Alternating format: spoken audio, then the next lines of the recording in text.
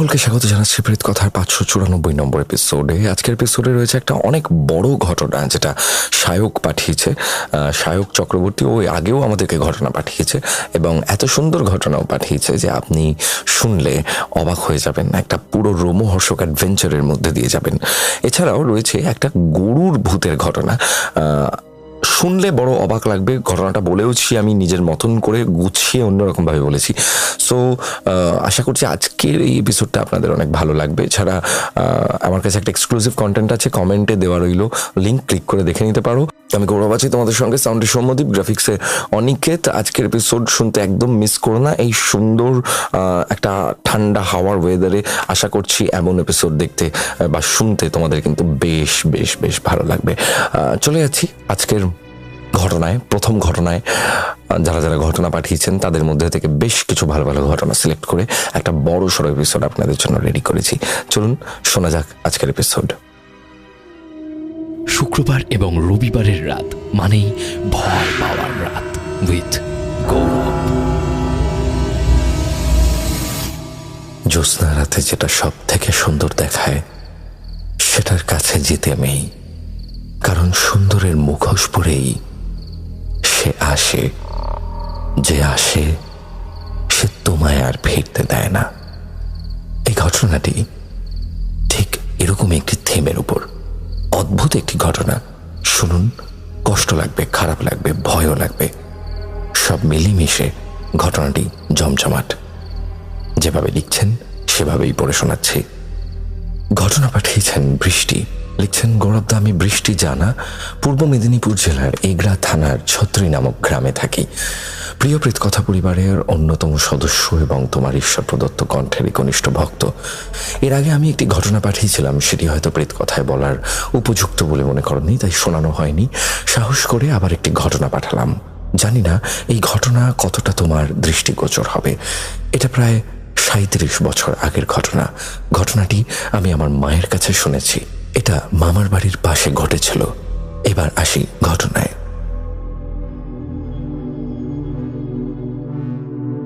গ্রামের পশ্চিম পাড়ায় সুবলদের বাড়ি। মাটির দেওয়াল, টিনের চাল, সামনে উঠোন এবং পেছনে বাঁশ বাগান। বাড়িতে 3 জন মানুষ, বিমলবাবু, তার স্ত্রী এবং তার একমাত্র ছেলে সুবল। ছোট সংসার, কিন্তু অভাব নেই। বিমলবাবুর বিঘে 3 জমি আছে, 2 গরু আছে, আর ছেলেটা ম্যাট্রিক পাস। গ্রামের হিসেবে ভালোই। সুবলের বিয়ে হলো সেই বছর শীতের মুখে, ধুমধাম করে। উঠোনে সামিয়ানা টাঙানো, কাঁসার থালায় খাওয়া, ব্যান্ড বাজছে, পাড়ার বাচ্চারা আতশবাজি ফাটাচ্ছে। গ্রামের লোকে বলল, বিমলবাবুর বাড়িতে এমন বিয়ে এই তল্লাটে অনেকদিন দেখা যায়নি। যার সঙ্গে বিয়ে হলো মেয়েটির নাম রেনু। রেনুকে প্রথম দেখলে মনে হতো এই মেয়ে হাসতে হাসতে জন্মেছে। তার মুখে একটা আলো ছিল, সত্যিকারের আলো, যেটা কিছু মানুষের থাকে। ঘোমটার ফাঁক দিয়ে যখন প্রথমবার সুবলের দিকে চোখ তুলে তাকালো, সুবলের কান পর্যন্ত লাল হয়ে গেল। পাড়ার মেয়েরা কনুই দিয়ে খোঁচাখুচি করল। দিদা মানে সুবলের মা দাঁড়িয়ে দাঁড়িয়ে দেখছিলেন এবং আঁচল দিয়ে চোখ মুছছিলেন। বুকের ভিতরটা ভরে উঠেছে। রেনু ঘরে এলো আর বাড়িটা বদলে গেল। সকালে উঠোনে ঝাঁট দেওয়ার শব্দ, রান্নাঘর থেকে মশলা ভাজার শব্দ, আর সন্ধ্যাবেলা উঠোনে বসে শাশুড়ির সঙ্গে পান সাজাতে সাজাতে গল্প। সব মিলিয়ে সুবলদের বাড়িতে এতদিন যেটা ছিল না সেটা এলো, একটা মেয়ের উপস্থিতি। 6 মাস পর একদিন সকালবেলা রেনু উঠে হঠাৎ করে বমি করল। দিদা বুঝে গেলেন যে কি ঘটনা, এবং দাইমাসি এসে নিশ্চিত করলেন যে রেনু মা হবেন। দিদা সেদিন কালীতলায় গিয়ে মাটিতে কপাল ঠেকালেন।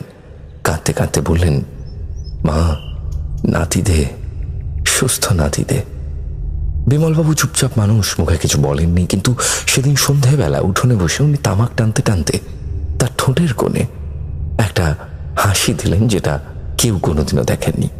গ্রামের বুড়িরা এসে রেনুকে বলল, সাবধানে থেকো মা, সন্ধ্যের পর একা বাইরে যেও না, রাতে বাথরুম যেতে হলে কাউকে ডেকো। গর্ভবতী মেয়ের শরীরে একটা আলাদা টান থাকে, যেটা ভালো জিনিস নয়, বুঝলে? রেনু হেসে বলল, এসব কি আর এই যুগে কেউ মানে গোসাই মা? বুড়িরা মাথা নেড়ে চলে গেল। যাওয়ার সময় একজন বলল, যুগ বদলায় মা, কিন্তু ওরা বদলায় না।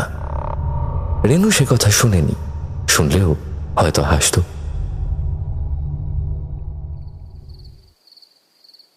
7 মাস চলছে, জ্যোৎস্না রাত।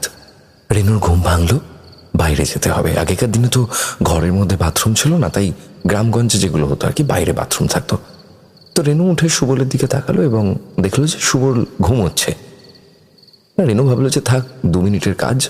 তো সে দরজার কাছে গিয়ে জানলাটা দিয়ে বাইরে একবার দেখলো। বাইরেটা দেখেই রেনু থমকে গেল।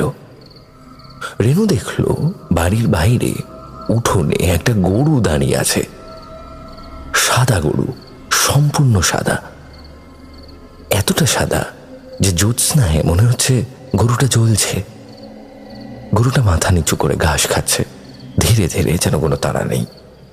তো রেনু ভাবলো যে এত রাত্রিবেলা গরু, তাও আবার আমাদের বাড়ির বাইরে, নিশ্চয়ই কারোর গোয়াল থেকে ছুটে এসেছে।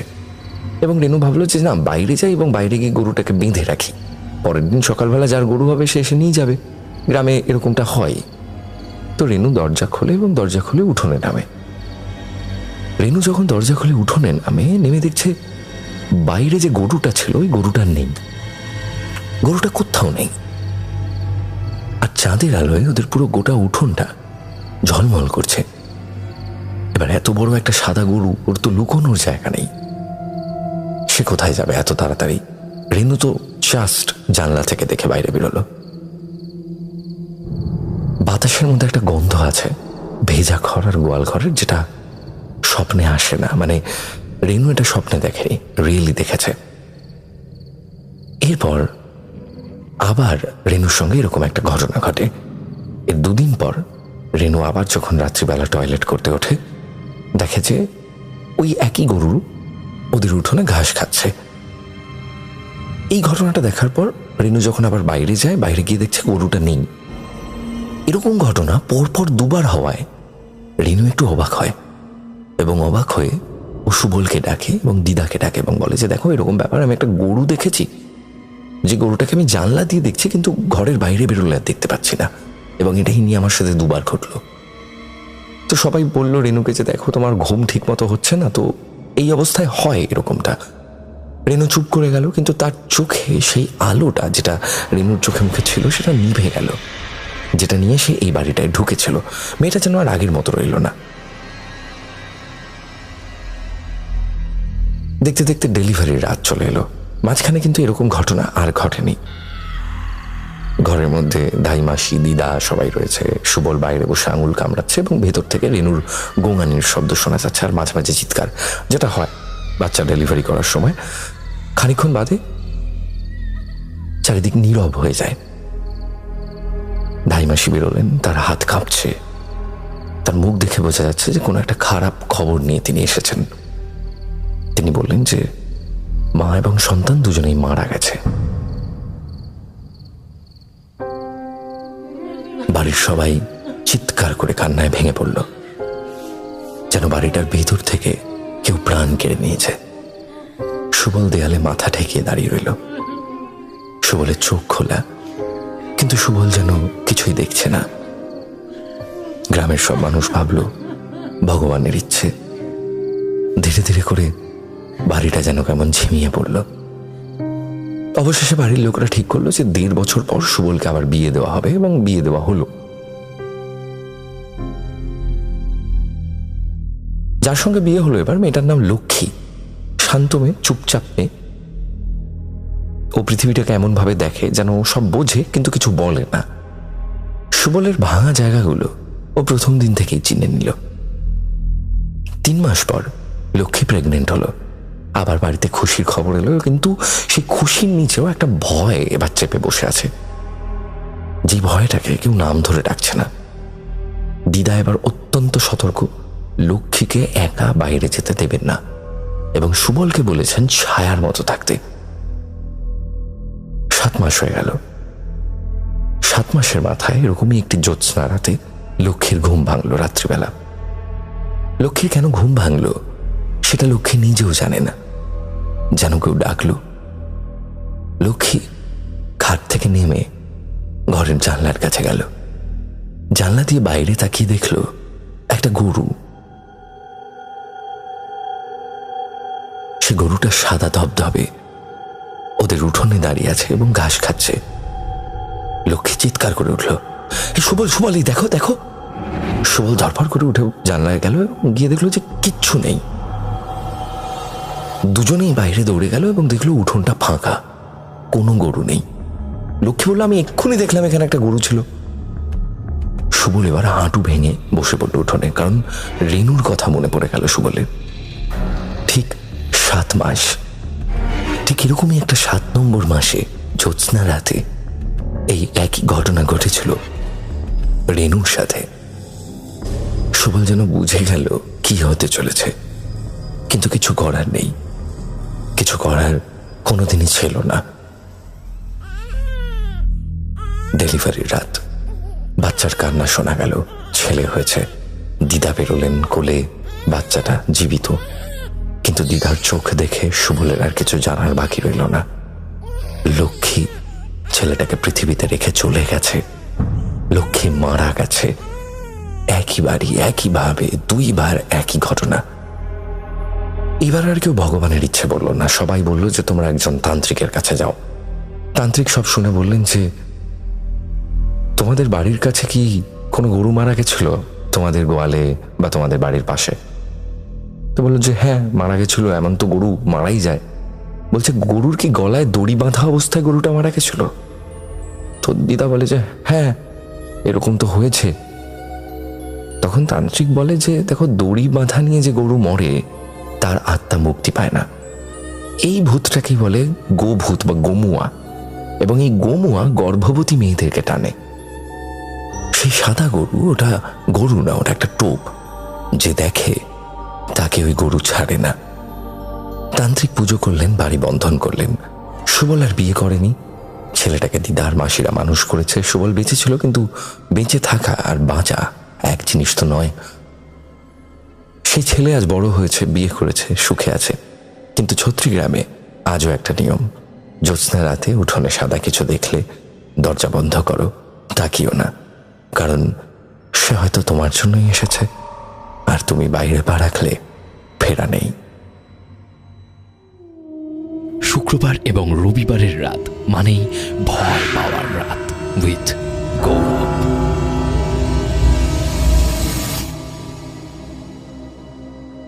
কেমন লাগলো ঘটনাটি অবশ্যই কমেন্ট করে জানাবেন। আমি চলে যাবো আজকের আমাদের পরবর্তী ঘটনায়। আমি গৌরব আছি আপনাদের সঙ্গে, সাউন্ডের সৌম্যদীপ, গ্রাফিক্সে অনিকেত। শুনছেন প্রেত কথার 594 নম্বর এপিসোড। এবং আপনিও আপনার জীবনে ঘটে যাওয়া সত্য ভৌতিক ঘটনা আমাদেরকে পাঠিয়ে দিন pretkotha@gmail.com অথবা প্রেতকথার ফেসবুক পেজ ইনবক্সে লিখে পাঠান ঘটনা, বাংলায় লিখে পাঠান, তাহলে খুব সুবিধা হয়। আশা করছি আপনাদের প্রেতকথার এই এপিসোডগুলি ভালো লাগছে। আমরা 600তম এপিসোডের দিকে এগিয়ে চলেছি।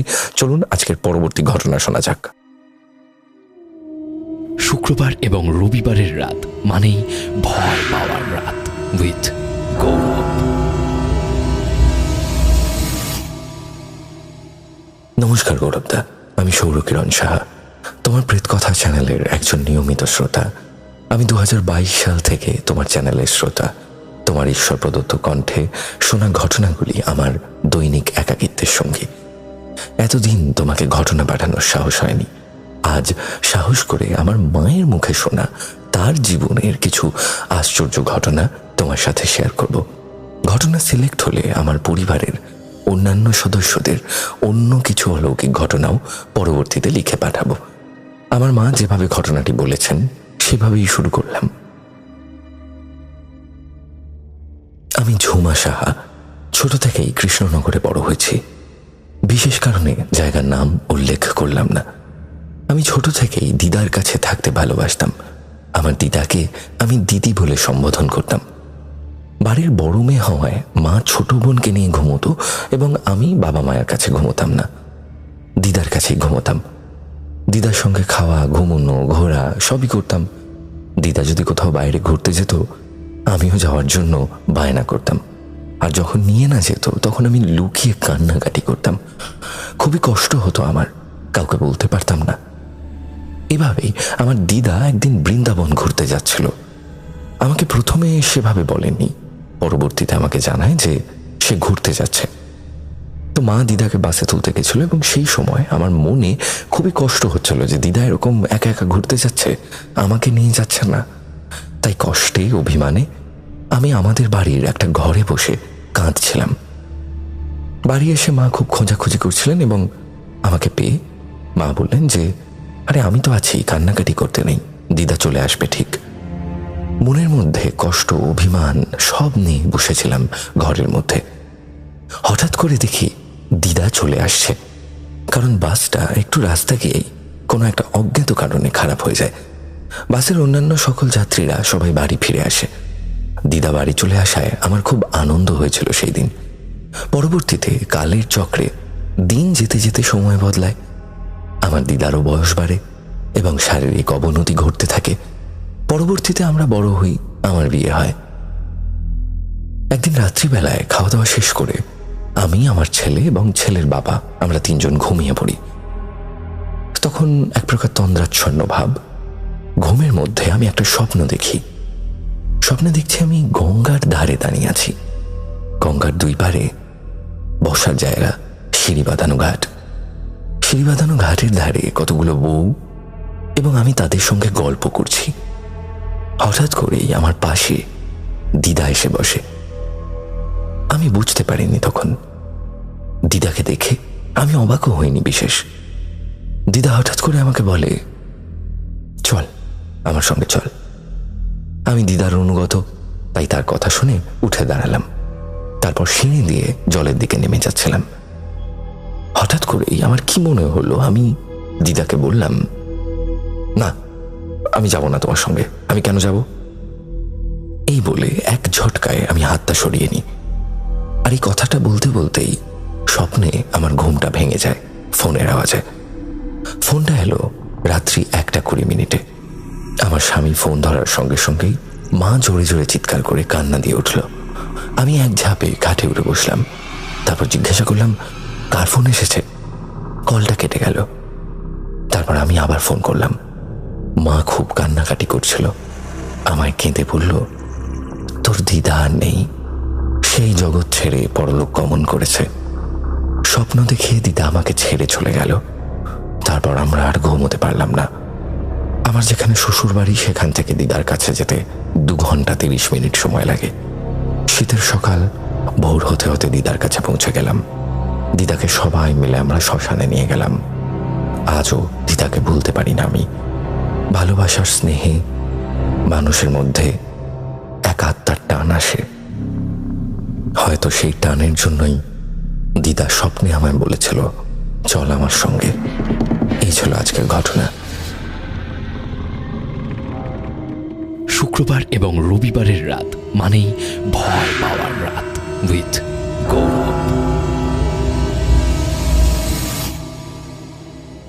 আমি ঘটনাটা সিলেক্ট করেছি, হয়তো ছোট ঘটনা, কিন্তু এই ঘটনাটা সিলেক্ট করার পিছনে সব থেকে বড় কারণ হলো এই যে স্বপ্নের মাধ্যমে যে একটা খবর আসা, সেটা স্বপ্নতে বুঝতে না পারা, কিন্তু ঘুম ভাঙার পর যখন আসল ঘটনাটা উনি শুনলেন যে ওনার দিদা আর নেই, সেই মুহূর্তটার মধ্যে কতটা অলৌকিকতা আছে এইটা ফিল করে আমি এই ঘটনাটা সিলেক্ট করেছি।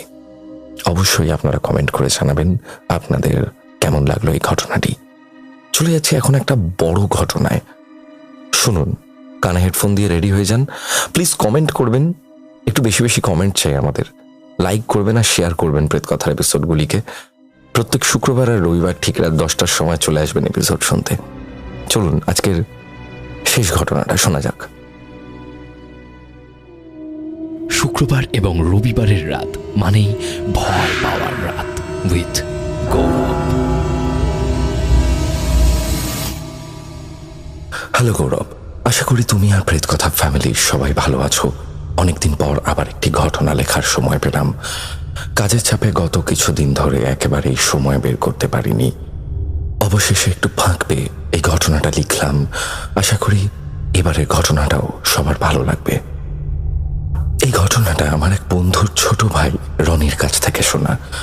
রনি এমনিতে বেশ হাসি খুশি এবং সাহসী ছেলে, কিন্তু কাটোয়ার সেই একটা ট্রিপ ওর সাজানো জীবনটাকে যেন একদম ওলটপালট করে দিয়েছিল।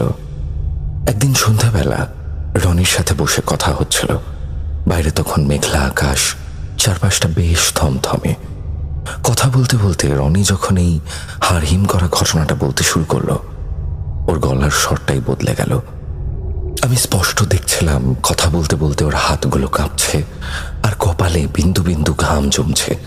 সেই সন্ধ্যাবেলায় ওর কথাগুলো শোনার পর কয়েকদিন ভালো করে ঘুমোতে পারিনি।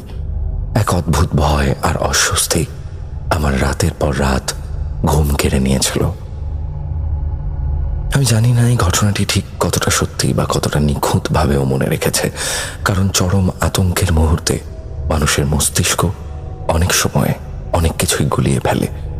কিন্তু রনির গলার সেই অদ্ভুত কাঁপুনি আর ওর চোখের ভিতরে লুকিয়ে থাকা গভীর আতঙ্ক দেখে আমি ঘটনাটিকে আর অস্বীকার করতে পারিনি। সংশ্লিষ্ট সবার ব্যক্তিগত গোপনীয়তা রক্ষার জন্য আমি নামগুলো পরিবর্তন করে দিলাম। আপনাদের বোঝার সুবিধার্থে পুরো ঘটনাটি আমি রনির মুখ থেকে যেভাবে শুনেছি ঠিক ওর জবানিতেই নিচে তুলে ধরলাম। ভূতপ্রেত নিয়ে আড্ডা মারতে আমরা সবাই ভালোবাসি। কানের কাছে হেডফোন গুজে অন্ধকার ঘরে লেপের তলায় শুয়ে অন্যের বিপদের কথা শুনতে বেশ একটা শিরশিরে আনন্দ হয়। কিন্তু সেই গল্পের অন্ধকার যখন সত্যি সত্যি নিজের ঘাড়ের কাছে এসে নিঃশ্বাস ফেলে, তখন আর মজা থাকে না, থাকে শুধু হাড় হিম করা ভয়। আজ 3 বছর পর সেই ঘটনার কথা বলতে বসেও আমার হাত পা ঠান্ডা হয়ে আসছে। আমরা 6 জন বন্ধু, আমি মানে রনি, শুভ, আকাশ, দীপ, রিয়া আর স্নেহা। কলেজের 3rd ইয়ারের শেষে টানা কয়েকদিনের ছুটি পেয়ে ঠিক হলো শুভর মামা বাড়ি কাটোয়া যাওয়া হবে। শুভর মামারা কর্মসূত্রে কলকাতাতেই থাকেন। কাটোয়ার এই পেল্লায় বাড়িটা সারা বছর পড়েই থাকে, শুধু পুরনো কেয়ারটেকার কাকাদের বাড়ি দেখাশোনা করে। কাটোয়া স্টেশনে নেমে টোটো করে যখন আমরা শুভর মামা বাড়ির সামনে এসে দাঁড়ালাম, তখন সন্ধে নেমে গেছে। বিশাল উঁচু লোহার গেট, ভিতরে ঢুকতেই একটা সাবেকি আমলের টানা দালান, আর তার চারপাশে ঘিরে দোতলা বাড়িটা। কাদের কাকা একটা হ্যারিকেন হাতে আমাদের রিসিভ করলেন। লোকটার বয়স হয়েছে ঠিকই, কিন্তু চোখ দুটো বড্ড তীক্ষ্ণ। এসো দাদু ভাইরা, এসো দিদিমণিরা, তোমাদের জন্য দোতলার দক্ষিণের দিকের ঘরগুলো পরিষ্কার করে রেখেছি, কাকা বললেন। কাদের কাকা সিঁড়ি দিয়ে ওঠার সময় ক্যাচ ক্যাচ করে আওয়াজ হচ্ছিল। দোতলার দক্ষিণের ঘরগুলো বেশ বড়সড়, কিন্তু আমার চোখ গেল ঠিক উল্টো দিকে।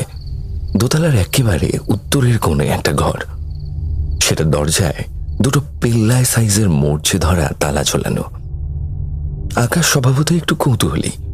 ও নিজের ব্যাগটা নামিয়ে রেখে উত্তরের বারান্দার দিকে পা বাড়াতেই কাদের কাকার বাজখাই গলা শোনা গেল, ওদিকে নয় ছোটবাবু। আমরা সবাই চমকে পিছনে তাকালাম। কাকা খুব ধীর কিন্তু কড়া গলায় বললেন, সারা বাড়ি ঘুরে বেড়ান, ছাদে যান, বাগানে যান, কিন্তু উত্তরের ওই কোণের ঘরটার দিকে ভুলেও পা বাড়াবেন না। ওই তালাটা যেন ওইভাবেই থাকে।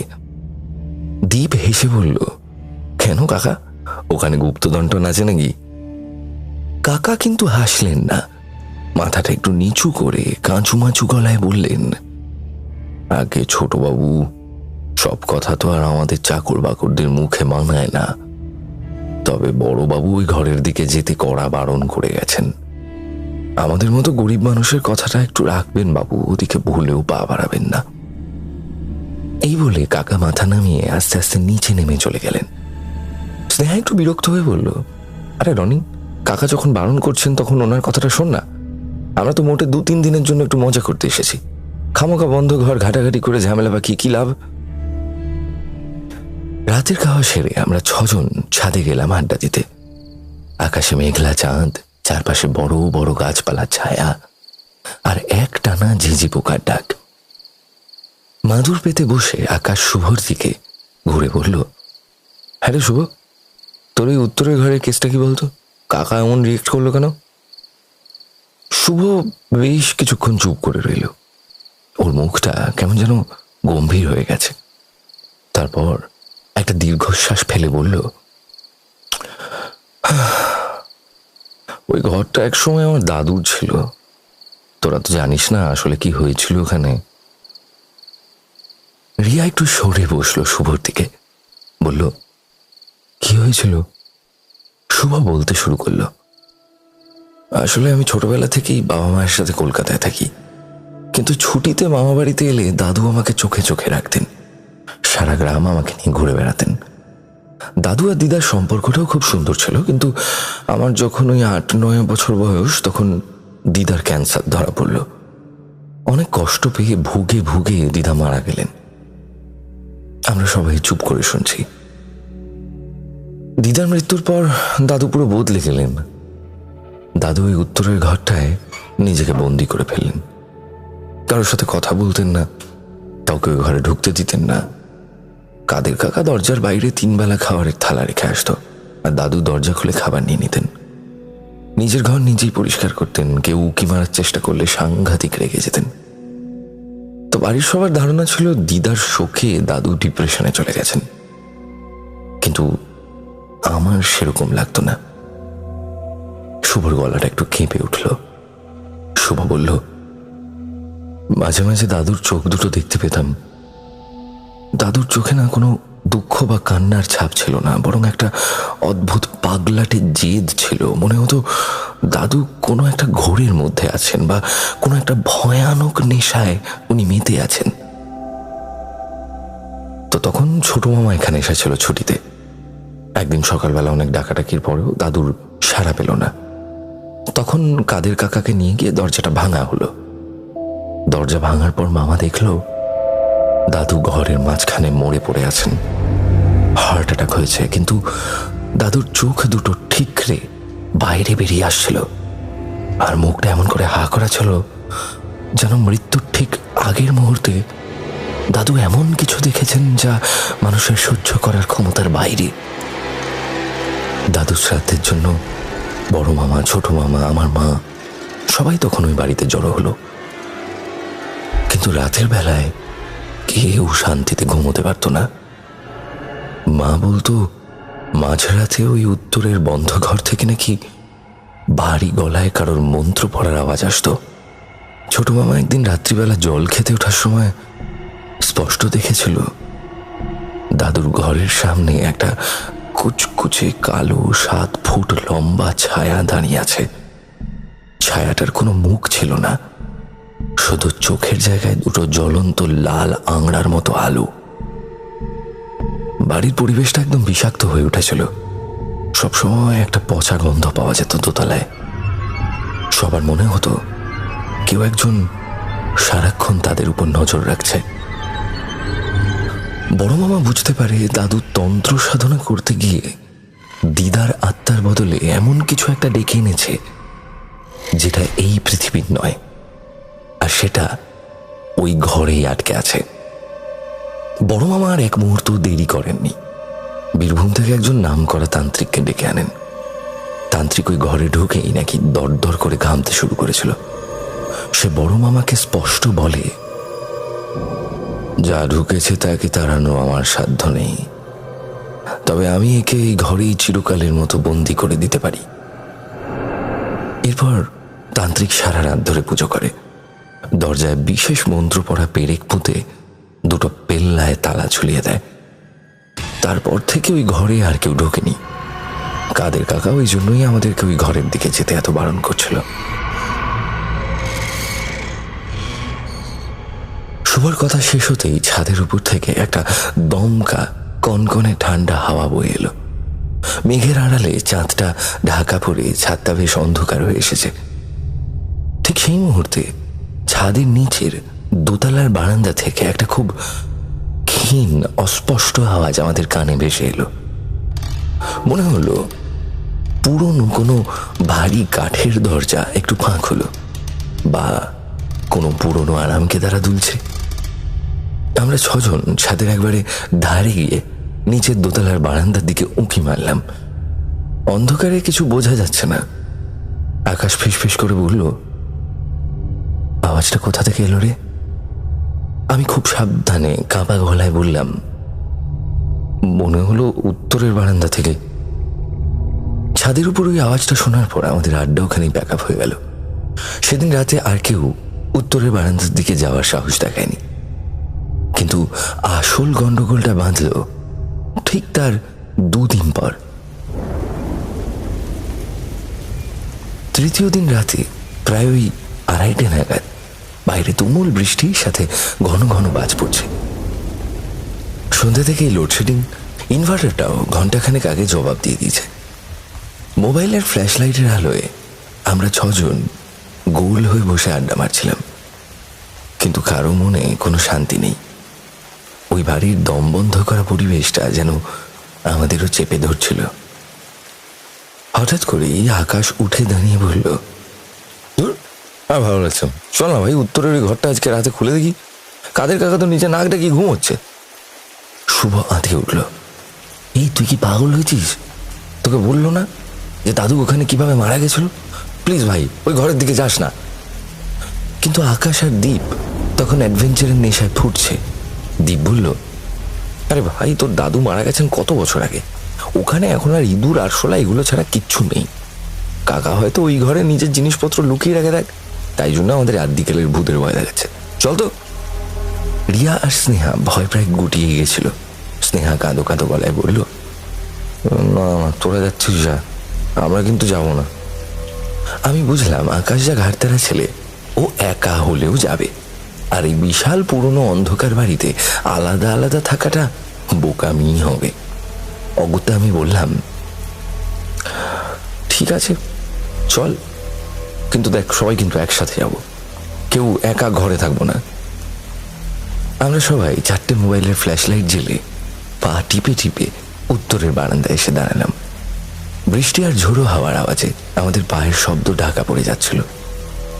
ঘরটার সামনে দাঁড়াতেই একটা অদ্ভুত কনকনে ঠান্ডা স্রোত গায়ে এসে লাগলো, আর তার সাথেই নাকে এলো একটা বিচ্ছিরি গন্ধ।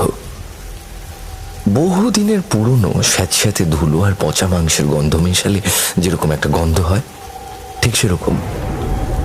রিয়া নাক চেপে ধরল। দরজায় সে পেল্লাই দুটো মরচে ধরা তালা ঝুলছে। তালা দুটো এতই বড় যে ঘা মেরে ভাঙতে গেলে সারা বাড়ি জেগে যাবে। কিন্তু আকাশের মাথায় অন্য বুদ্ধি ছিল। ও আগে থেকেই খেয়াল করেছিল যে তালাগুলো মারাত্মক জং ধরা, তার স্ক্রুগুলোতেও জং ধরেছে, এবং দরজার ফ্রেমের কাঠটাও বেশ পচে নরম হয়ে গেছে। আকাশের ব্যাগে ওর বাইকের একটা ছোট্ট টুল কিট থাকে সবসময়। ও সেখান থেকে একটা স্ক্রু ড্রাইভার আর প্লাস বের করলো। তারপর তালা ভাঙার বদলে সে পচা কাঠ থেকে স্ক্রুগুলোকে নিঃশব্দে ঘষে ঘষে তুলতে শুরু করলো। মিনিট 10 কসরতের পর পচা কাঠ থেকে স্ক্রুগুলো আলগা হয়ে গেল। একটা টান মারতেই তালা শুদ্ধ লোহার কড়াটা ওর হাতে খুলে এলো। আকাশ ভারী কাঠের দরজাটায় হাত রেখে একটু চাপ দিল। একটা গা শিরশির করা আওয়াজ করে এত বছর পর শুভর দাদু সেই অভিশপ্ত ঘরের দরজাটা খুলল। বাজ পড়ার আওয়াজে সেই শব্দটা নিচে কাকার ঘর অব্দি পৌঁছল না ঠিকই, কিন্তু আমাদের বুকের ধুকপুকানিটা বাড়িয়ে দিল। আমরা একে একে ঘরের ভিতর ঢুকলাম। বিশ্বাস করো, ঘরের মধ্যে পা রাখতেই মনে হলো যেন কোনো কোল্ড স্টোরেজে ঢুকেছি। বাইরের চেয়ে টেম্পারেচার অন্তত 10 ডিগ্রি কম। মোবাইলের আলো এদিক ওদিক ফেলতেই আমাদের চোখ ছানা বড়া হয়ে গেল। পুরো ঘরটা ধুলোয় ভর্তি, কিন্তু ঘরের ঠিক মাঝখানটা একদম পরিষ্কার। সেখানে মেঝেতে সিঁদুর, কালো হয়ে যাওয়া শুকনো কিছু জবা ফুল, আর কিছু অদ্ভুত দেখতে হাড়গোড় দিয়ে একটা বিশাল বড় চক্র আঁকা। আর সেই চক্রের ঠিক মাঝখানে রাখা একটা বিভৎস দর্শন কালো পাথরের মূর্তি। মূর্তিটার মুখটা ঠিক মানুষের মতন নয়, কেমন যেন একটা বিকৃত পশুর মতো। রিয়া আমার হাতটা খামচে ধরে ফিসফিস করে বলল, রনি আমার না একদম ভালো লাগছে না, প্লিজ চল ফিরে যাই। আমি আকাশকে বললাম, দেখা হলো তো, এবার চল, শুভর মামা জানতে পারলে কিন্তু পুলিশে দেবে। ঠিক সেই মুহূর্তেই ঘরের একদম কোণের দিক থেকে একটা আওয়াজ এলো। আমরা চমকে আলো ঘোরাতেই দেখলাম একটা পুরনো কাঠের ইজি চেয়ার নিজে থেকেই দুলছে, যেন কেউ এইমাত্র ওটার উপর থেকে উঠে দাঁড়ালো। দৃশ্য দেখে হঠাৎ করে স্নেহা ডুকরে কেঁদে উঠল। ও কাঁপতে কাঁপতে আঙুল দিয়ে ঘরের ডান দিকের দেওয়ালের দিকে দেখাচ্ছিল। দেওয়াল জুড়ে একটা প্রমাণ সাইজের পুরনো আয়না লাগানো। আমরা 6 জন আয়নার সামনে দাঁড়িয়ে মোবাইলের টিমটিমে আলোয় দেখলাম আমাদের আমাদের আয়নার ভিতরে 6 জনের প্রতিবিম্বের ঠিক পিছন দিকে আরেকজন দাঁড়িয়ে আছে। প্রায় 7 ফুট লম্বা একটা কুচকুচে কালো ছায়া। তার কোনো অবয়ব নেই, শুধু চোখের জায়গায় দুটো গনগনে লাল আংড়া জ্বলছে। আর সেই লাল চোখ দুটো আয়নার ভিতর দিয়ে সোজা শুভর দিকে তাকিয়ে আছে। আর সে পচা মাংসের গন্ধটা এক লহমায় 10 গুণ বেড়ে গেল। আমাদের কানের কাছে একদম স্পষ্ট একটা ফাটা বাঁশের মতো গলায় কেউ ফিস ফিস করে বলল, এসেছিস দাদু ভাই, অনেক দিন পর এলিছে। আর 1 সেকেন্ডও দাঁড়াইনি আমরা। কে কাকে ফেলে পালাবো তার কোনো ঠিক নেই। রিয়া আর স্নেহা তো প্রায় ছিটকে বেরিয়ে এলো। দরজাটা খোলা রেখেই আমরা বন্ধ দিলাম দক্ষিণের বারান্দার দিকে। নিজেদের ঘরে ঢুকে হুড়মুড় করে দরজা বন্ধ করে ছিটকিনি তুলে দিলাম। সারা রাত আমরা 6 জন খাটের উপর জড়সড় হয়ে বসেছিলাম। কারোর মুখে কোনো কথা নেই, শুধু বাইরে বৃষ্টির আওয়াজ। আর তার মধ্যেই খুব স্পষ্ট শুনতে পাচ্ছিলাম বারান্দা দিয়ে কেউ একজন খুব ভারী পায়ে হেঁটে বেড়াচ্ছে। পায়ের আওয়াজটা আমাদের দরজার সামনে এসে দাঁড়ালো। আমরা নিঃশ্বাস বন্ধ করে বসে আছি। দরজার নিচ থেকে দেখলাম বাইরে একটা কালো ছায়া এসে দাঁড়িয়েছে। মনে হচ্ছে যেন কেউ দরজার ওপাশ থেকে খুব কষ্ট করে ঘর ঘর করে লম্বা লম্বা নিঃশ্বাস নিচ্ছে। এই ঘটনাটার পর আমরা সকলেই খুব ভয় পেয়ে যাই এবং ভয় পেয়ে গিয়ে পরদিন সকালেই আমরা ব্যাগ গুছিয়ে প্রথম ট্রেনটা ধরেই কলকাতায় ফিরে আসি। কাদের কাকে একটা মিথ্যে অজুহাত দিয়েছিলাম যে আমার বাবার খুব শরীর খারাপ, এমার্জেন্সি হয়ে গেছে। তো আমরা ভেবেছিলাম যে কলকাতা ফিরে এলে হয়তো এই দুঃস্বপ্ন থেকে চিরকালের মতন মুক্তি পাবো। কিন্তু আমরা তখনও জানতাম না যে আসল খেলাটা সবে শুরু হয়েছে। কাটোয়ার ওই পুরনো ঘরটা থেকে দাদুর ডেকে আনা ওই জিনিসটা আমাদের ছায়ার সাথে সাথে কলকাতাতেও চলে এসেছে। কাটোয়া থেকে ফেরার পথে ট্রেনের জার্নিতে আমরা কেউই কারোর সাথে কথা বলিনি। সারা রাত এক ফোঁটা ঘুম না হওয়ায় সবারই চোখের নিচে গভীর কালি পড়েছে। শিয়ালদা স্টেশনে নেমে যখন চেনা শহরের কোলাহল, ট্রাফিকের আওয়াজ আর লোকজনের ভিড় দেখলাম, তখন যেন বুকে একটু বল পেলাম। মনে হলো, যাক বাবা, এই অভিশপ্ত পুরনো বাড়ি আর দাদুর সেই ঘরটার থেকে তো অন্তত দূরে চলে এসেছি। দিনের আলোয় সে রাতের ভয়ঙ্কর অভিজ্ঞতা যেন একটু একটু করে ফিকে হতে শুরু করলো। বাড়ি ফিরে প্রথমে স্নান করলাম, তারপর একটা লম্বা ঘুম দিলাম। ঘুমের দরকার ছিল। ভেবেছিলাম হয়তো সবটাই আমাদের মনের ভুল বা কোনো হ্যালুসিনেশন ছিল, কিন্তু আমি তখনও জানতাম না যে কোনো কিছুকে মুক্তি দিলে সে এত সহজে পিছন ছাড়ে না, কারণ এর আগে এমন কোনো অভিজ্ঞতা আমার কখনো হয়নি। ঘটনা শুরু হলো কাটোয়া থেকে ফেরার ঠিক 2 দিন পর। রাত তখন প্রায় 3টে। আমি গভীর ঘুমে। আমার মাথার কাছে মোবাইলটা একবার বেজে উঠল। ঘুম ভাঙল। স্ক্রিনে জল করছে আকাশের নাম।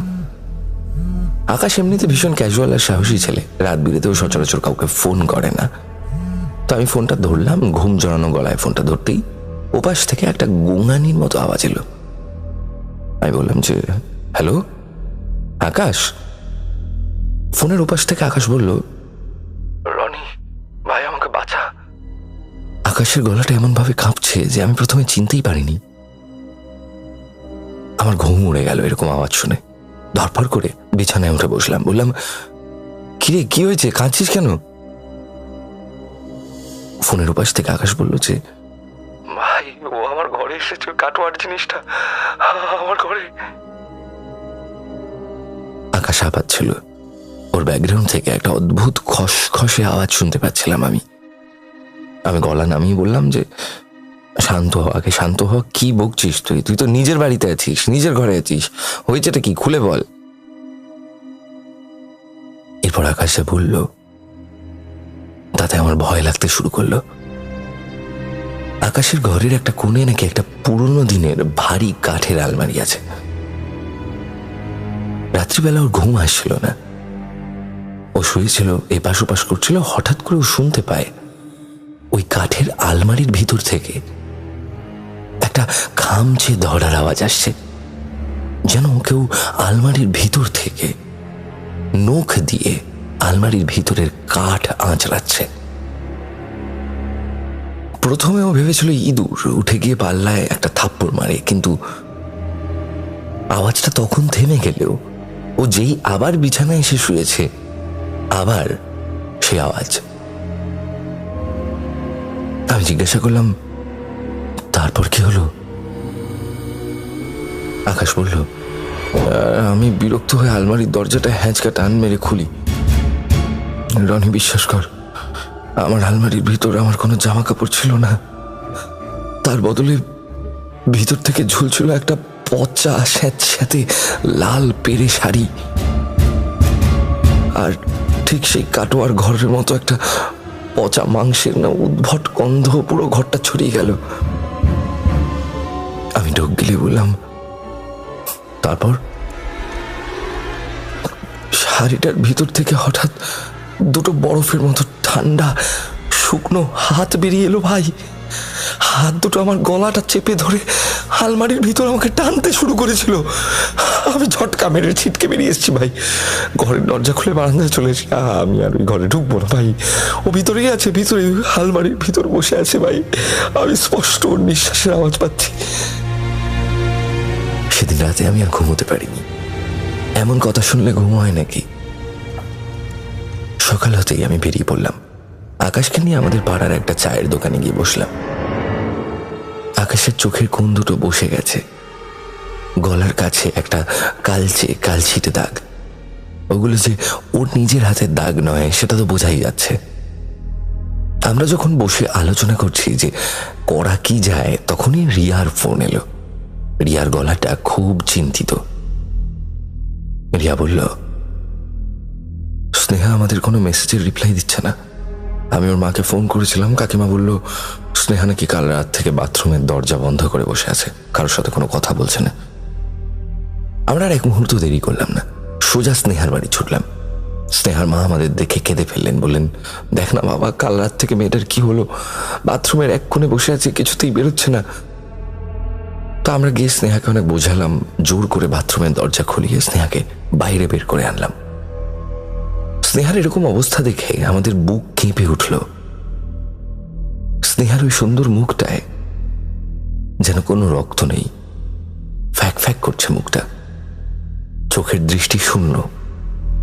আমি ওর হাতটা ধরে বললাম, স্নেহা কি হয়েছে? বাথরুমে কি করছিলি তুই? স্নেহা এক দৃষ্টিতে দেয়ালের দিকে তাকিয়ে ফেস ফেস করে বলল,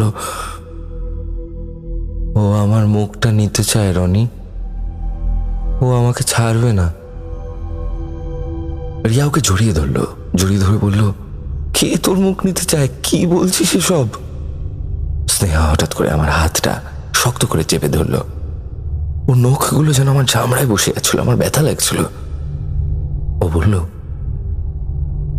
কাল রাতে আমি বাথরুমে মুখ ধুচ্ছিলাম, কলটা বন্ধ করে যে আয়নার দিকে তাকিয়েছি, দেখলাম আমি স্থির হয়ে দাঁড়িয়ে আছি ঠিকই, কিন্তু আয়নার ভিতরের আমিটা আমার দিকে তাকিয়ে হাসছে। আমি ভয়ে এক পা পিছিয়ে গেলাম, কিন্তু আয়নার ভিতরের আমিটা একটুও নড়ল না। স্নেহার গলা দিয়ে একটা অদ্ভুত আওয়াজ বেরোচ্ছিল। তারপর বলল, তারপর আয়নার ভিতরের মেয়েটা ওর নিজের মুখের চামড়াটা নখ দিয়ে টেনে ছিঁড়তে শুরু করলো রনি। আর সে লাল টক টকে চোখ দুটো আমার দিকে তাকিয়ে রইল। আমি আকাশের দিকে তাকালাম। দুজনের চোখেই তখন চরম আতঙ্ক। আমরা বুঝতে পারছিলাম যে কাটোয়া থেকে আমরা একা ফিরিনি, এবং আমাদের সাথে এমন কিছু ফিরেছে যা আমাদের একজন একজন করে শেষ না করা পর্যন্ত থামবে না। স্নেহার বাথরুমের ওই ভয়ঙ্কর ঘটনার পর আমরা নিজেদের সামলে রাখতে পারছিলাম না। রিয়া তো ভয়ে কেঁদে কেঁদে ভাসিয়ে দিচ্ছিল। আকাশ স্নেহার বাড়ির সোফায় মাথা গুঁজে বসে থর থর করে কাঁপছিল। আমার মনে হচ্ছিল এই বুঝি আমাদের সবার শেষের শুরু। হঠাৎ করেই আমার দ্বীপের কথা মনে পড়ল। আমরা তো সবাই কিছু না কিছু ফেস করেছি, কিন্তু দ্বীপ, ও তো কাটোয়া থেকে ফেরার পর একটাও ফোন করেনি। তড়িঘড়ি পকেট থেকে ফোন বের করে দ্বীপকে ডায়াল করলাম। একবার, দুবার, তিনবারের বেলায় দ্বীপ ফোনটা ধরল। বললাম, হ্যালো দ্বীপ, তুই ঠিক আছিস ভাই? আমার গলা দিয়ে যেন স্বর বেরোচ্ছিল না। ওপাশ থেকে একটা ভারী ক্লান্ত নিঃশ্বাসের আওয়াজ এলো। রনি, আমার মনে হয় আমি আর বেশি দিন বাঁচবো না রে। দ্বীপের গলাটা এতটাই শুকনো আর বসা মনে হচ্ছিল, যেন মনে হচ্ছিল কোনো বয়স্ক লোক কথা বলছে। কি বলছিসটা কি আজে বাজে? কি হয়েছেটা কি তোর? আমি প্রায় চিৎকার করে উঠলাম। দ্বীপ একটা ঢোক গেলে বলতে শুরু করলো, কাল রাতে আমার একটা অদ্ভুত এক্সপিরিয়েন্স হয়েছে ভাই। আমি ঘুমোচ্ছিলাম, হঠাৎ মাঝরাতে আমার ঘুম ভেঙে যায়। আমি চোখ খুলি, ঘরের সিলিং ফ্যানটা দেখি, কিন্তু আমার শরীরের একটা আঙুলও নাড়াতে পারছিলাম না। মনে হচ্ছিল কেউ আমাকে আঠা দিয়ে বিছানার সাথে চিপকে দিয়েছে। আমি জিজ্ঞাসা করলাম, বোবাই ধরা যেটাকে বলে, তো স্লিপ প্যারালিসিস? আমি প্রথমে সেটাই ভেবেছিলাম, কিন্তু তারপর ফিল করলাম আমার বুকের উপর খুব ভারী আর ঠান্ডা একটা কিছু বসে আছে। আমার নিঃশ্বাস নিতে কষ্ট হচ্ছিল, আর ঠিক সেই কাটোয়ার ঘরের মতো পচা মাংসের উৎকট গন্ধটা আমার সারা ঘরে ছড়িয়ে পড়ল।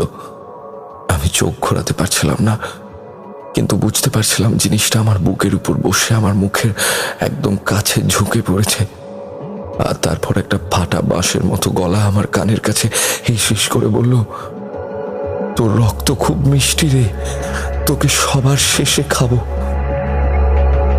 আমি আর চোখে শুধু দেখতে পেয়েছিলাম অন্ধকারের মধ্যে দুটো গনগনে লাল চোখ আমার দিকে তাকিয়ে আছে। দ্বীপের কথা শুনে আমার সারা গায়ে কাঁটা দিয়ে উঠল। আমি ওকে বললাম, ঠিকই রেডি হ, আমরা সবাই মিলে শুভর বাড়ি যাচ্ছি। ওকে বলতেই হবে যে এর থেকে বাঁচার উপায় কি। আমরা 5 জন মিলে শুভর ফ্ল্যাটে পৌঁছলাম। ওর মা দরজা খুললেন। কাকিমার মুখটা খুব থমথমে হয়ে আছে। বললেন, শুভর কাল রাত থেকে জ্বর এবং শুভ বেহুশ হয়ে গেছে। 104 ডিগ্রি জ্বর, ডাক্তার এসে ওষুধ দিয়ে গেছে। ঘরের মধ্যে শুধু আবল তাবল বকছে। আমরা সোজা শুভর ঘরে গিয়ে ঢুকলাম। ঘরে পা রাখতেই একটা অদ্ভুত ঠান্ডা স্রোত গায়ে এসে লাগলো। এসি বন্ধ, তাও ঘরটা অস্বাভাবিক ঠান্ডা। শুভ লেপ মুড়ি দিয়ে শুয়ে আছে। ওর কপালটা জ্বরে পুড়ে যাচ্ছে। আমাদের গলার আওয়াজ পেয়ে শুভ আস্তে আস্তে চোখ খুলল। ওর চোখ দুটো জবা ফুলের মতো লাল। আমাদের দেখে ও কাঁপা কাঁপা হাতে আমার হাতটা চেপে ধরল। রনি, ও চলে এসেছে রে, ও আমাদের কাউকে ছাড়বে না। আমি বললাম, শান্ত শান্ত, আমরা আছি তো, তুই কি দেখেছিস বল। আমি ওকে সাহস দেওয়ার চেষ্টা করলাম, যদিও আমি নিজেই ভয় পেয়ে আছি। শুভ চোখ বুঝে একটা দীর্ঘশ্বাস ফেলে বলল, আমি কাল রাতে একটা দুঃস্বপ্ন দেখেছি ভাই। দেখলাম আমি কাটোয়ার ওই উত্তরের বারান্দায় দাঁড়িয়ে আছি, আর দাদু আমার সামনে দাঁড়িয়ে। দাদুর সারা শরীর রক্তে মাখামাখি। দাদু আমার দিকে তাকিয়ে হাউ হাউ করে কাঁদছে আর বলছে, ও তো দিদা নয় রে, আমি খুব বড় ভুল করেছিলাম, ও একটা পিশাচ, তোরা পালা। আমি প্রথমে ভেবেছিলাম এটা শুধু স্বপ্ন, কিন্তু আজ সকালে যখন আমার জ্বরটা একটু কমলো, আমি স্পষ্ট দেখেছি আমি বাথরুম যাওয়ার জন্য যখন খাট থেকে নামি, আমার ঘরের দরজা থেকে শুরু করে আমার বিছানা পর্যন্ত মেঝের উপর কাদা মাখা, ভিজে ভিজে পায়ের ছাপ, ছোট ছোট পায়ের ছাপ। কেউ যেন আমার বিছানার চারপাশে গোল হয়ে ঘুরেছে সারা রাত। আমি মেঝের দিকে তাকালাম। কাকিমা হয়তো সকালে ঘর মুছে দিয়েছেন, তাই এখন কোনো ছাপ নেই। কিন্তু শুভর ওই লাল টকটকে চোখ আর কনকনে ঠান্ডা ঘরটা বুঝিয়ে দিচ্ছিল যে বিপদ আমাদের একেবারেই ঘাড়ের উপর নিঃশ্বাস ফেলছে।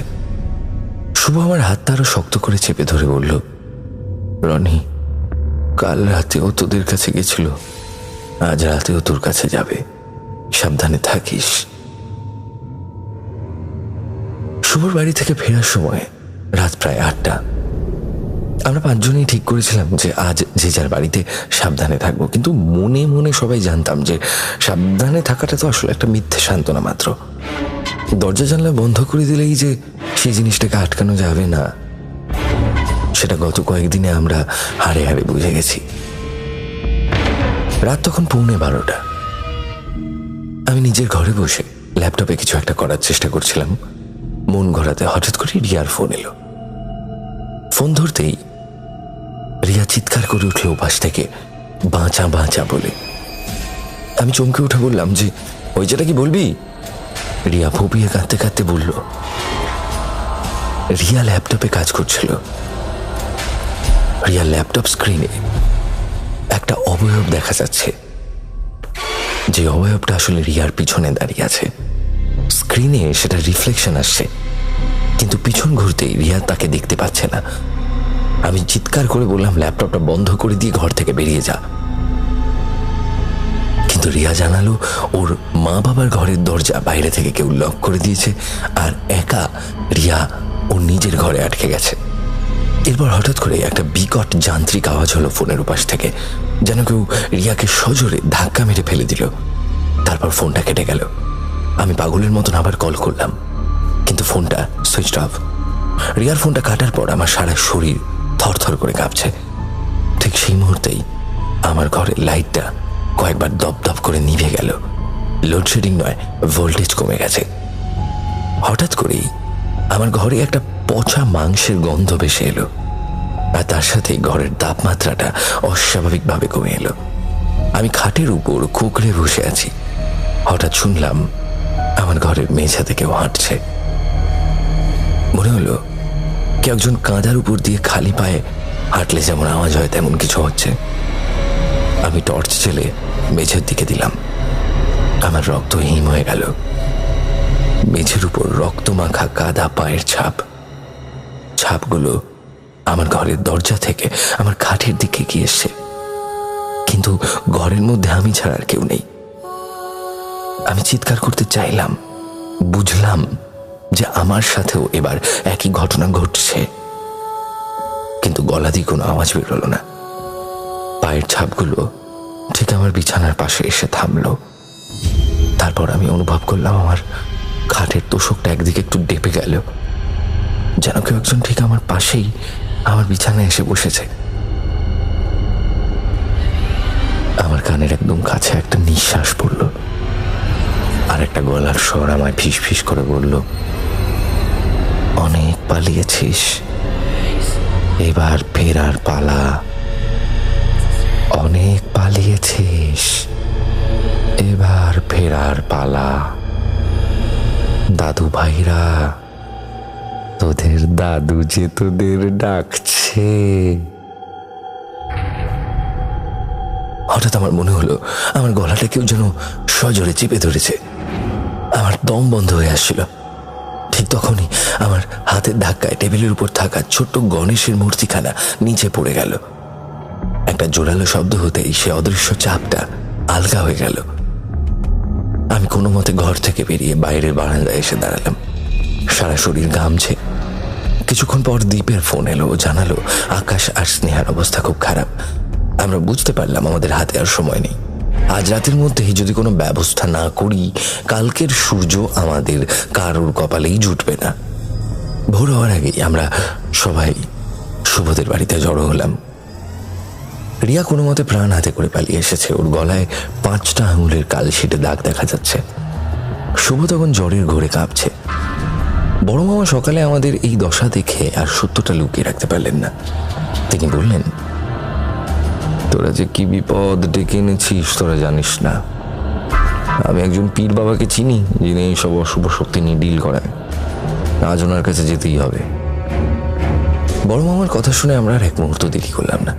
গাড়ি ভাড়া করে আমরা 6 জন মিলে আর বড় মামা রওনা হলাম হাওড়ার দিকে। শুভর কিন্তু তখনও ধুম জ্বর ও গাড়ির পিছনে আছো অবস্থায় হয়ে আছে। রিয়ার গলাটা ওড়না দিয়ে ঢাকা, কারণ কাল রাতে সে কালশিটে দাগগুলো দেখলে যে কেউ আঁতকে উঠবে। হাওড়া স্টেশনের কাছে একটা পুরনো ঘিঞ্জি গলি পেরিয়ে আমরা একটা জরাজীর্ণ দরগার পাশে এসে একটা এক চিলতে ঘরে পৌঁছলাম। ঘরটা অন্ধকার, ঘরের ভিতরে কোনায় একটা ছোট্ট প্রদীপ জ্বলছে। ঘরের ভিতর তীব্র সুগন্ধি ধুনোর গন্ধ। ভিতরে একজন বয়স্ক মানুষ বসে আছেন, সাদা দাড়ি, পরনে লুঙ্গি এবং সাদা পাঞ্জাবি, এবং উনি সেই পীর বাবা। আমরা ঘরে পা রাখতেই পীর বাবা মাথা তুলে তাকালেন। ওনার চোখের দৃষ্টি এতটাই গভীর যে মনে হচ্ছিল উনি আমাদের শরীরের ভিতর থাকা ভয়টাকে স্পষ্ট দেখতে পাচ্ছেন। আমাদের কারোর মুখে একটা কথা বলার আগেই উনি খুব শান্ত গলায় বললেন, উত্তরের সেই বন্ধ দরজাটা খুলেছিস কেন তাহলে? যে ঘরের দরজা অনেক আগে বন্ধ হয়েছিল। শয়তানটাকে টেনে আনার কোনো মানে ছিল? আমরা সবাই পাথরের মতো দাঁড়িয়ে রইলাম। বড় মামা নিচু গলায় বললেন যে এখন কি করণীয়? এরপর পীর বাবা তাড়াতাড়ি একটা মাটির পাত্রে কিছু জল পড়ার ধুনো নিয়ে আমাদের চারিদিকে ছিটিয়ে দিলেন। ঘরটা একটা অদ্ভুত গর্জনে কেঁপে উঠল, যেন কোনো অদৃশ্য জন্তু যন্ত্রণায় কাতরাচ্ছে এমন একটা আওয়াজ। পীর বাবা আমাদের কাছে ডেকে বললেন, শোনো বাচ্চারা, তোমরা যাকে দাদু ভাবছো ওটা দাদু নয়, ওটা এক আদিম পিশাচ, যাকে তোমাদের দাদু ভুল তন্ত্রক্রিয়া করে ডেকে ফেলেছিলেন। ও তোমাদের রক্ত চিনে নিয়েছে। আজ রাত বার হলে তোমরা আর কেউ বাঁচতে না। এরপর পীর বাবা 6টা রূপোর তাবিজ বের করলেন। অনেকক্ষণ ধরে কিছু মন্ত্র পড়ে তিনি নিজের হাতে আমাদের প্রত্যেকের গলায় সে তাবিজগুলো পরিয়ে দিলেন। মনে রাখবে, এই বলে পীর বাবা খুব কড়া চোখে আমাদের দিকে তাকালেন এবং বললেন যে এই তাবিজ হলো তোমাদের বর্ম। ওই শয়তান তোমাদের আশেপাশে ঘুরবে ঠিকই, তোমাদের পরিচিত মানুষের গলা নকল করে ডাকবে ঠিকই, ভয় দেখাবে, কিন্তু এই তাবিজ যতদিন তোমাদের শরীরে ছোঁয়া থাকবে সে তোমাদের কিচ্ছু করতে পারবে না। তবে একটা কথা মাথায় রেখো, যেদিন ওই পিশাচ এই মায়া কাটিয়ে চিরতরে বিদায় নেবে, সেদিন এই তাবিজ নিজে থেকেই তোমাদের শরীর থেকে খসে পড়বে। তার আগে যদি কোনোদিন ভুল করেও এটা শরীর থেকে আলাদা হয়, তবে জানবে সেদিনই তোমাদের মৃত্যু। এরপর আমরা পীর বাবাকে প্রণাম করে বেরিয়ে আসি। উনি শুভর দিকে তাকিয়ে ভারী গলায় বলেন, বেটা, তোর দাদুর রুহু এখনো ওই ঘরের অন্ধকারে ছটফট করছে। সময় করে একবার ওখানে কোনো পাক সাফ, দোয়া দুরুদ বা শুদ্ধি পুজোর ব্যবস্থা করিস, না হলে ওই বুড়ো মানুষটা কোনোদিনও মুক্তি পাবে না, চিরকাল ওই পিশাচের গোলাম হয়ে আটকে থাকবে। আজ এই ঘটনার পর 3 বছর হয়ে গেছে। আমরা 6 জন আজও বেঁচে আছি, কিন্তু আমাদের জীবনটা আর আগের মতন নেই। এই 3 বছরে আমাদের প্রত্যেকের জীবন দিয়ে এক এক করে বয়ে গেছে বিভীষিকার ঝড়। প্রথম 1.5 বছর আমাদের জন্য ছিল নরকবাসের মতন। পীর বাবার কথা মিলেও গিয়েছিল অক্ষরে অক্ষরে। আমরা স্নান করার সময় ওই তাবিজ গলা থেকে খুলতাম না। তা সত্ত্বেও মাঝরাতে জানলার বাইরে সে পচা মাংসের গন্ধ পেতাম, অদ্ভুত সব শব্দ শুনতাম। কিন্তু পীর বাবা বলেছিলেন ওই পিশাচটা যে আমাদের মায়া কাটাতে শুরু করবে তার লক্ষণ হবে ওই তাবিজ। এক এক করে ধীরে ধীরে আমাদের সবার গলা থেকেই সেই তাবিজ বা মাদুলি খসে পড়ে যায়, এবং ওই মাদুলি খসে পড়ে যাওয়ার পর থেকে আমরা আর সেই পচা গন্ধ পাই না, এবং মাঝরাতে সেই বিভীষিকাময় কণ্ঠস্বর আর আমাদের তাড়া করে না। আমরা 4 দেয়ালের মধ্যে আবার সেই পুরনো নিরাপত্তা খুঁজে পেয়েছি। কিন্তু শুধু শুভর মাদুলিটা আজও খোলেনি। শুভ আজও রাতে ঘুমোতে পারে না। ওর মাদুলিটা ওর বুকের উপর পাথরের মতো চেপে বসে আছে। ও আজও মাঝরাতে কারো ভারী পায়ের আওয়াজ শোনে। ওর কানের কাছে সেই ফাটা বাঁশের মতো গলা এখনো ফিস ফিস করে বলে, মাদুলিটা বড্ড টাইট রে, খুলে ফেল না দাদু ভাই। আমরা বুঝতে পারছি পীর বাবা ঠিকই বলেছিলেন, শুভর দাদুর এই রুহু এখনো মুক্তি পায়নি, আর যতক্ষণ ওই রুহু পিশাচের কবলে বন্দী থাকবে ততদিন শুভর মুক্তি নেই। আর সেই কাটোয়ার বাড়িটা, শুভর মামা ওই বাড়িটা বিক্রি করে দিয়েছেন অনেকদিন আগে, কিন্তু শুনেছি আজ পর্যন্ত কোনো মালিক ওই বাড়িতে 1 সপ্তাহের বেশি টিকতে পারেনি।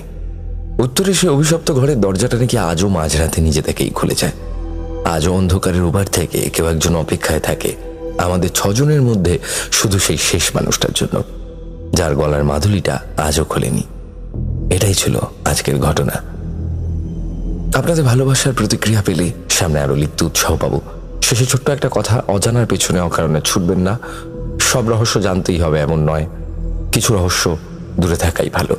গৌরব, প্রিয়াঙ্কা, তানভীর ভাই এবং প্রেত কথা ফ্যামিলির সবাই ভালো থাকবেন। সায়ক।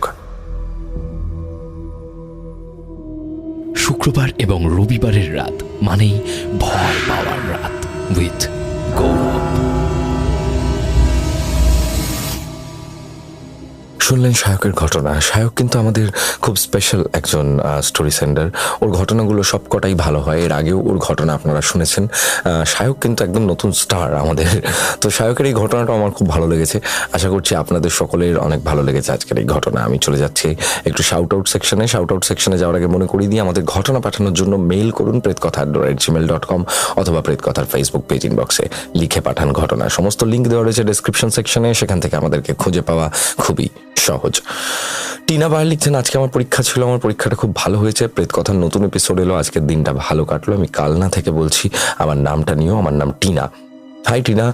সঞ্জয় মণ্ডল লিখছেন, আমি জানি ঘটনাগুলো সুন্দর হবে, তাই শোনার আগেই কমেন্ট করলাম। কুয়েত থেকে সুজয় মণ্ডল। সাবধানে থেকো সুজয়, এই সময় বাইরে আছো, যুদ্ধের পরিস্থিতি চলছে, খুবই সাবধানে থেকো।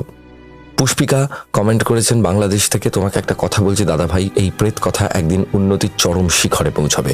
যদিও এখন আমার ভালোবাসার প্রেত কথা অনেক দূর এগিয়ে গেছে, সবার মুখে মুখে প্রেত কথার প্রতি ভালোবাসা। Pushpika from Bangladesh, thanks. সত্যি অ্যাকচুয়ালি প্রেত কথা তোমাদের ভালোবাসাতেই অ্যাকচুয়ালি সামনের দিকে এগিয়ে চলেছে। তোমরা না সাপোর্ট করলে এইভাবে আমরা কখনোই সামনের দিকে এগিয়ে যেতে পারতাম না। আমাদের মধ্যে রয়েছেন সোমা লিখছেন, আমি সোমা মধ্যমগ্রাম থেকে বলছি দাদা, বিগ ফ্যান গৌরব দা। দাদা কেমন আছো? আমি তোমার অনেক বড় ভক্ত, প্রেত কথা শুনছি, কমেন্ট করিনি, আমার নিজের কিছু পার্সোনাল ঘটনা আছে বলতে চাই, পাঠিয়ে দাও। MSL প্রাইম বলে একজন এটা কমেন্ট করেছেন। রাখি পাল লিখছেন, শেষমেশ অপেক্ষার অবসান হলো। একজন লিখেছেন, আজ তো মঙ্গলবার, আজকে প্রেত কথা কেন? কারণ আমার গলা খারাপ ছিল আগের রবিবার, দ্যাটস ওয়াই আমরা মঙ্গলবার আপলোড করেছিলাম। ক্রিয়েটিভ দেবা লিখছেন, কাল 3rd সেম এক্সাম আর আমি প্রেত কথার ঘটনা শুনতে এসেছি। আমাদের মধ্যে রয়েছেন, কেন লেটে এসছে সেটার কারণ তো বলেইছিলাম। শিখা হালদার কমেন্ট করেছেন। শতশ্রী প্রামাণিক কমেন্ট করেছেন, অপেক্ষা করেছিলাম ভয়ের রাজ্যে হারিয়ে যেতে। আমাদের মধ্যে রয়েছেন প্রিয়াঙ্কা লিখছেন, 2020 দিয়ে শুনি, এক নীরব শ্রোতা। হাই প্রিয়াঙ্কা, এত বছরের শ্রোতা তুমি, অনেক ভালোবাসা নিও আমার তরফ থেকে। পূর্ণিমা কমেন্ট করেছে। মধুমিতা পণ্ডিত কমেন্ট করেছেন। স্নেহা জারিন তাসনিম লিমা কমেন্ট করেছেন। আমাদের মধ্যে রয়েছেন সিন্ডারেলা ও সৌম্যদীপকে ভেরি বিলেটেড হ্যাপি বার্থডে জানিয়েছে। আমাদের টেক্সাস থেকে সিন্ডারেলা আমাদেরকে কমেন্ট করেছেন। বেলেঘাটা থেকে শুনছেন শম্পা চক্রবর্তী। শম্পা দাস লিখছেন, কেমন আছো? সব প্রচুর কমেন্ট এসছে আগের দিনের এপিসোডে। একটু বেশি আরও বেশি কমেন্ট চাই অ্যাকচুয়ালি আমার এবার, আপনারা আরও বেশি করে কমেন্ট করুন। আরও কমেন্ট করেছে সৈকত চন্দ্র, প্রায় অনেকদিন ধরে শোনা হচ্ছে, শুনলে মনে হয় ঢুকে গেছি ঘটনার মধ্যে। দাদা আমিও একটা ঘটনা পাঠাবো খুব তাড়াতাড়ি।